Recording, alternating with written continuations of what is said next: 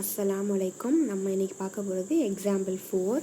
Right த set 1/2, 2/3, 3/4, 4/5, 5/6, 6/7.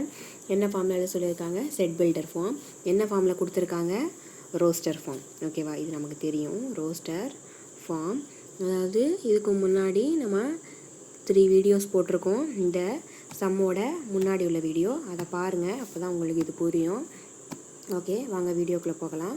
இப்போது எப்போவுமே எக்ஸாமில் என்ன கேள்வியில் கொடுத்துருக்காங்களோ அதை எடுத்து எப்போவுமே எழுதிக்கணும். நம்ம எடுத்து எழுதுறதுக்கு 1 மார்க் கிடைக்கும். இது 2 மார்க் அப்படிங்கிறதுனால ½ மார்க் கொடுக்குறதுக்கு கொடுப்பாங்க, கண்டிப்பாக கொடுப்பாங்க, ½ மார்க் கொடுப்பாங்க. ஓகே, இப்போ நம்ம செட் பில்டர் ஃபார்மில் எழுதுவோம். எப்போவுமே நம்ம சொல்லியிருக்கோம், செட் பில்டர் ஃபார்ம்லாம் என்ன பண்ணணும்? ஓப்பன் ப்ராக்கெட் போட்டுக்கிட்டு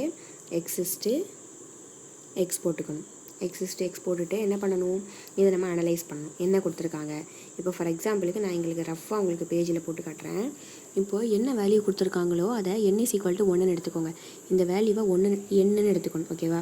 அப்போது இதோட எத்தனை ஆட் பண்ணும்போது 2 வருது? n+1 ஆட் பண்ணும்போது என்ன வருது? 2 வருதா? அப்போ அதை நம்ம எப்படி எழுதலாம் அப்படின்னா, x = n/n+1ன்னு எழுதலாமா? okay, where n is a natural number. இது எது ரெண்டுக்கு நடுவில் இருக்குது? 1 < n < 6. இப்போ நம்ம ஹோல் ப்ராக்கெட் போட்டுப்போம். இது நம்மளுடைய ஃபைனல் ஆன்சர். நம்ம எப்போவுமே என்ன பண்ணணும்? இந்த மாதிரி ப்ராக்கெட்லாம் கட் ஆகக்கூடாது. நான் மேம் கையில் ரஃப்பாக போடுறதுனால உங்களுக்கு அப்படி இருக்குது. ஓகேவா? இதுதான் இதோட ஃபைனல் ஆன்சர். இப்போது நமக்கு என்ன மெத்தட் கொடுத்துருக்காங்க அதை நம்ம அனலைஸ் பண்ணி இங்கே போடணும். ஓகேவா?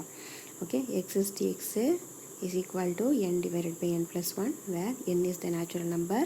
இது எது ரெண்டுக்கு நடுவில் இருக்குது? 1. இப்போ கீழே கோடு போட்டிருந்தா அந்த டிஜிட்டை சேர்த்துக்கணும். இப்போ இங்கே 1லேருந்து 6 வரைக்கும் இருக்கா? நம்ம இங்கே நீங்கள் கேட்கலாம் 7 இருக்கேன்னு சொல்லிட்டு. நம்ம என்னங்கிற வேல்யூவை தான் எடுத்திருக்கோம். அப்போ 1லேருந்து 6 வரைக்கும் எடுத்துக்கணும். இந்த என்னங்கிற வேல்யூவை 6ன்னு எடுத்துக்கிட்டிங்கன்னா n+1 என்ன வரும்? 7 வந்துருமா? அவ்வளோதான். இதுதான் ரொம்ப ஈஸி. இது உங்களுக்கு 2 மார்க்கில் கேட்பாங்க.